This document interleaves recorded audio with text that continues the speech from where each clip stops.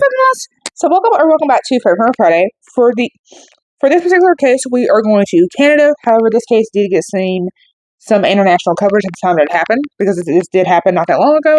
And so if anybody remembers this case, here it being talked about over here in the US, or if you live in Canada and you live near, or you even live in the town this happened in, because again, this did happen not that long ago, definitely let me know. If you knew of the victim or even our killers, definitely let me know. And so with that being said, mainly covering this because of the lack of justice that our victim got. Of course, both of our killers have, of course, been sentenced, but due to the fact that they were apparently both minors at the time of our crime, they publicly have not been listed, but luckily their names have been leaked. So before you get on to me, listen, they're already out and they're adults at the time that I'm filming this.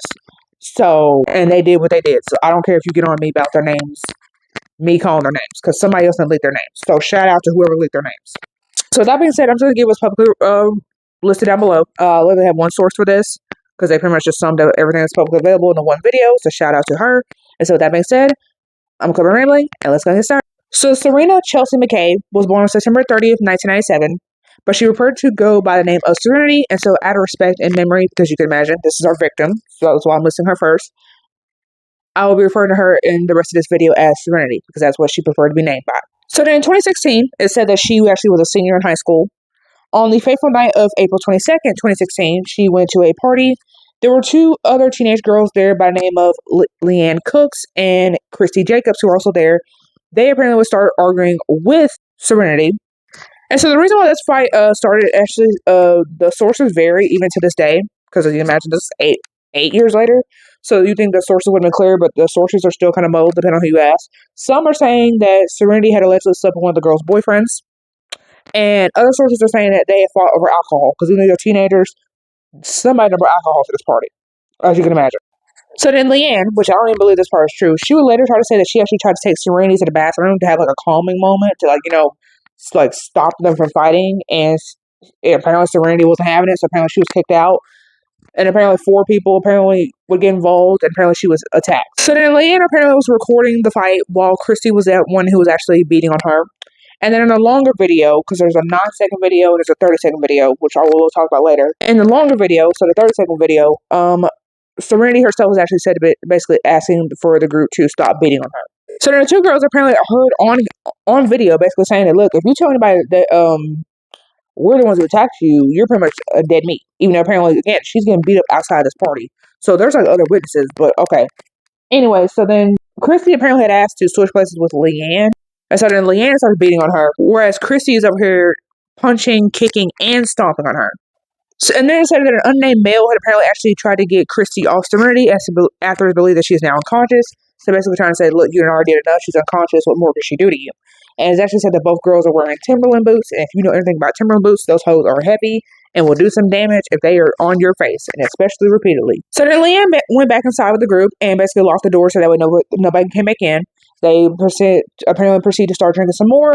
And then at 1:12, you see a photo of Leanne apparently would be in a Snapchat video covered with blood on her jacket, which of course I believe would be Serenity's, as people later find out. And then apparently the video of them beating on Serenity would be sent to 2 people over Facebook Messenger. And then Leanne, in her testimony, would try to say that, listen, I actually tried to suggest that we call the police to get help for Serenity, but the others apparently shot her down, and that her own boyfriend had took the phone from her. They then went and took Serenity's phone, so that way in case she woke up, if she couldn't call for help. And then apparently she would go to sleep at this house, and then would wake up, and that the person who she sent the videos to, she would ask them to delete the videos. So then Leanne and the boyfriend, they pretty much go to a friend's house asking for a false alibi. And then Christy would apparently say that Serenity had actually gotten up and never felt unresponsive and had actually left after we did end up beating her up. So then Serenity is reported missing on 6 p.m. of the 23rd, so the day after the party. An elder apparently was actually said to have found the body. Videos of Serenity's last moments alive pretty much are actually said to have been leaked across the school, and then of course several students are going to the principal because by this point it is publicly known that Serenity has been found dead. So then of course the principal, rightfully so, does go to police regarding these videos. So then apparently, I guess somebody apparently asked Facebook themselves to actually take the video down, and so they were able to take the 9-second video down, but not the 48-second one. So it wasn't 30 seconds, it was 48 seconds. And apparently this is because it was mostly shared through Facebook Messenger, so whatever they're doing in there, I can't really take that down. But anything regarding like post-wise, we could try our best to take that down. But of course, people are going to download it, re-upload it, And apparently both videos, unfortunately, are still available on the internet to this day. I have not watched them, but I've been told they are very graphic in nature. And Christy goes to school on the 24th, like nothing happens, but goes to the counselor's office soon after. She did confess that she got into a fight over Serenity. She did get into a fight with the Serenity, but not much after that. Her dad is called, and her dad takes her down to the police station to turn herself in. So then Leanne, because you're probably wondering, okay, where the hell is she at? She would have to go to a friend's house, try to borrow a pair of shoes, because remember, I said she was over here wearing the Timberlands in the video, and of course that would make her look bad. So if I have some shoes, I guess someone made me look, because like, I can't go to the police station wearing the same shoes that I pretty much killed this girl in the video, because the video has been leaked around school. The police obviously have access to the video by now. So then Leanne goes to the station with a friend's pair of shoes. She claims that I actually left before the attack on Serenity had even happened. Like, yes, I may argue with her, as witnesses say, but as far as the attack part, I'm innocent. And they actually check her trunk, luckily, and they found the boots in there. Then her story changes to self-defense. Serenity attacked me first, and I was simply just defending myself because, she's bigger than I am. And then, luckily, police ain't buying that, and they both get charged with second-degree murder. So the autopsy report apparently had found 67 different injuries, 19 to the head, 2 to the neck, 11 to torso, and 35 to the rest of Serenity's body. And so her cause of death was ruled as hypothermia because she was out in the cold. And like I said, this is Canada, so even though it's April, it's cold as hell up there. And blunt force trauma from the beating and intoxication. Because like I said, they were drinking at the party. So in December 2016, Leanne pleads guilty to second-degree murder, and then Chrissy apparently pleaded guilty to manslaughter in January of 2017. So the prosecution, I guess, was trying to get the maximum sentence. They asked for 3 years in jail and 1 year probation, whereas defense asked for 1 year in jail and the rest of the sentence be done with community service. So then defense, I guess, trying to use like a last-minute sympathy plea to get Leanne a lighter sentence. They would try to say that, look, her dad died in 2014 from an overdose.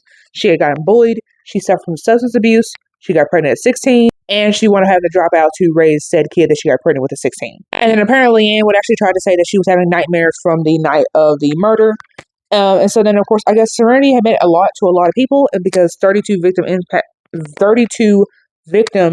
impact statements were read.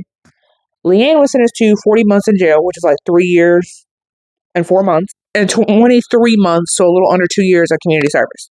And I guess her the little trauma sympathy thing had actually worked, because apparently she was actually supposed to get 7 years, but the judge had factored in her traumas. So your sentence is pretty much cut in half.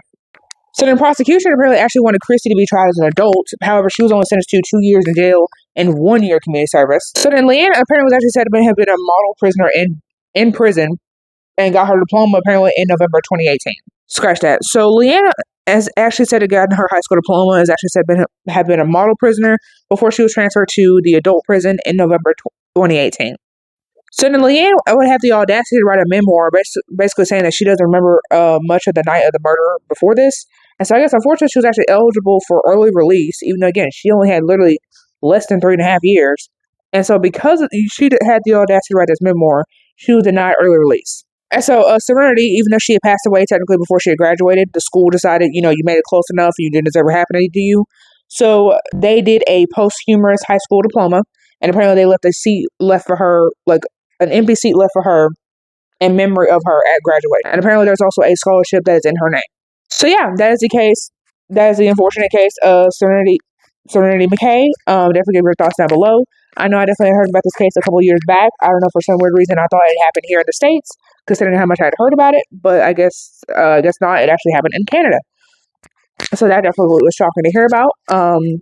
Many people thought that this was a hate crime against Indigenous women, because apparently Serenity was part Indigenous and Christy and Leanne apparently were white. So they definitely thought that race been a factor play with this, because, And so, yeah, but I definitely have my thoughts on it. Do you think that Christy and Leanne should have got lighter sentences? Do you think they both should be charged as adults, because they pretty much were close enough at that age? And so and they literally did kill somebody with no remorse at that. So with that being said, I cover fatal females 2 times a week. Subscribe for more fatal females, and I'll see you guys in the next one. Bye.